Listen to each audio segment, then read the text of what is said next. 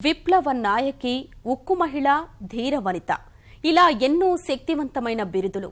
కానీ జనహితం పట్ల జయలలితకున్న చిత్తశుద్ధి ఆమెను కోట్లాది మందికి అమ్మను చేసింది.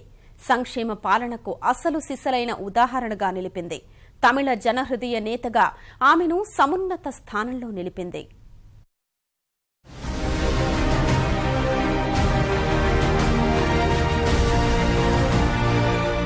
సంస్కరణలు, వ్యాపారానుకూల వాతావరణం మెరుగుదలకు చర్యలు, పన్ను ప్రోత్సాహకాలు, స్టార్టప్లు. ఇప్పుడు ఎక్కడ చూసినా ఇవే మాటలు. ఆర్థిక రంగాన్ని పరుగులు పెట్టించటమే ప్రధాన లక్ష్యంగా కేంద్ర రాష్ట్ర ప్రభుత్వాలు విశ్వ ప్రయత్నాలు చేస్తున్నాయి. అందరూ సంస్కరణలతో పాటు సంక్షేమ కార్యక్రమాలకు సమ ప్రాధాన్యమిస్తున్నా తమిళనాడు విషయంలో మాత్రం కాస్త భిన్నం. పారిశ్రామికంగా రాష్ట్రాన్ని అగ్రగామిగా నిలిపేందుకు తన వంతు కృషి చేసిన జయలలిత సంక్షేమంపై అంతకన్నా ఎక్కువ శ్రద్ధ పెట్టారు. నమ్మి అధికారం అప్పగించిన ఓటర్ల రుణం తీర్చుకోవటమే లక్ష్యంగా తిరుగులేని ప్రజాహిత పథకాలు అమలు చేశారు.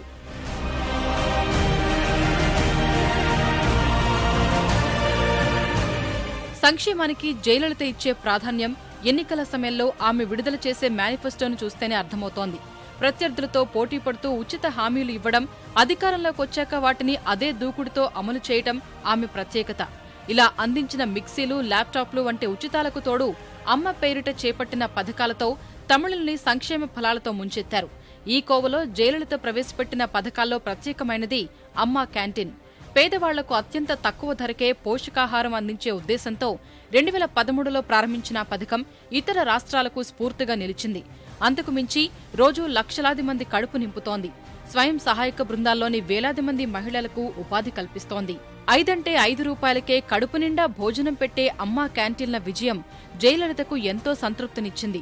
సంక్షేమ బాటలో మరిన్ని అడుగులు వేసేందుకు స్ఫూర్తినిచ్చింది. ఫలితంగా పురచ్చిత లైవి కీలక నిర్ణయం తీసుకున్నారు. లాభనష్టాలు లెక్క చేయకుండా ప్రభుత్వంతోనే వ్యాపారం చేయిస్తూ బడుగులకు బాసటగా నిలవాలని సంకల్పించారు. అమ్మ పేరిట మరెన్నో ప్రజాహిత పథకాల్ని చేపట్టారు. అమ్మ మంచినీళ్లు, అమ్మ ఉప్పు, అమ్మ కూరగాయలు, అమ్మ సిమెంట్ ఇలా అన్నింటినీ చౌక ధరకే అందించడం ప్రారంభించారు. స్వయం సహాయక బృందాలకు చెందిన మహిళల్ని మరింత సాధికారుల్ని చేసే లక్ష్యంతో వారికి అమ్మ చరవాణుల్ని పంపిణీ చేశారు. అప్పుడే పుట్టిన బిడ్డల సంరక్షణకు అవసరమయ్యే వేర్వేరు వస్తువులతో అమ్మ కిట్లను అందించారు.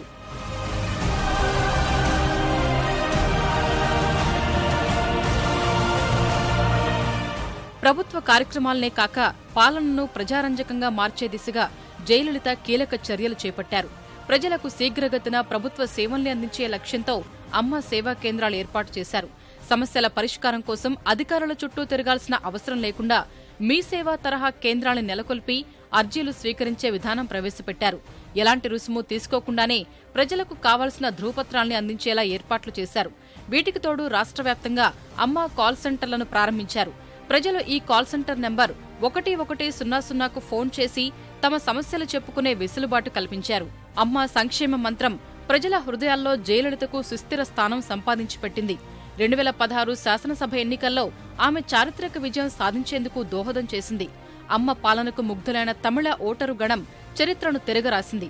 2 పార్టీలకు మార్చి అధికారం అప్పగించే సంస్కృతికి స్వస్తి పలికింది.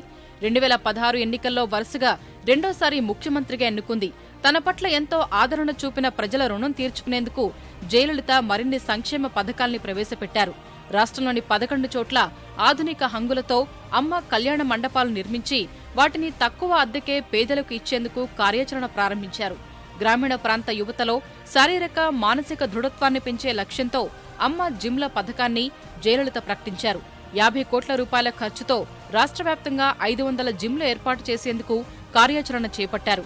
ఇదే తరహాలో గ్రామ పంచాయతీల పరిధిలో 100 కోట్ల రూపాయల ఖర్చుతో 500 అమ్మ ఉద్యానవనాలు నిర్మించే కార్యక్రమానికి శ్రీకారం చుట్టారు.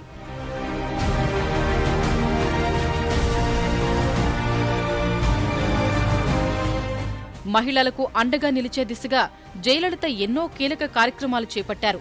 ఆ దిశగా ప్రసూతి సెలవు పొడిగింపుపై అమ్మ నిర్ణయం అత్యంత కీలకమైంది.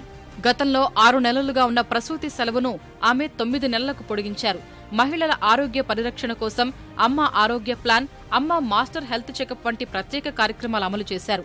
పేద యువతుల వివాహానికి ప్రభుత్వ సాయంగా ఒక్కొక్కరికి 8 గ్రాముల బరువుండే బంగారు నాణేల్ని అందించారు. అమ్మల సంక్షేమ ఫలాల్ని పంచిన జయలలిత తమిళుల హక్కుల పరిరక్షణకు అదే స్థాయిలో కృషి చేశారు. రాష్ట్ర ప్రయోజనాల కోసం కేంద్ర స్థాయిలో బలమైన వాణిని వినిపించడంలో ఎప్పుడూ వెనకడుగు వేయలేదు. జాలర్లు, నీట్, జల్లికట్టు వంటి అంశాలపై తమ డిమాండ్లను సుస్పష్టంగా కేంద్రం ముందుంచారు. వస్తుసేవల పన్ను విధానంపై దేశంలోని అన్ని పార్టీలు ఒక్కటైనా జీఎస్టీతో తమకు నష్టం జరుగుతుందని భావించిన పురచ్చేతులైవి ఆ విషయాన్ని కుండబద్దలు కొట్టారు. వస్తుసేవల పన్ను విధానానికి వీలు కల్పించే రాజ్యాంగ సవరణ బిల్లుపై చర్చ సందర్భంగా రాజ్యసభ నుంచి అన్నాడీఎంకే సభ్యులతో వాకౌట్ చేయించారు.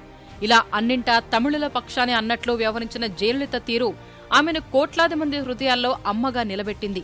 పురచ్చేతలైవిగా తన పేరును జన హృదయాల్లో సార్థకం చేసుకుని ఆమె మాత్రం తిరిగి రాని లోకాల్లో సేద తీరేందుకు వెళ్లిపోయారు.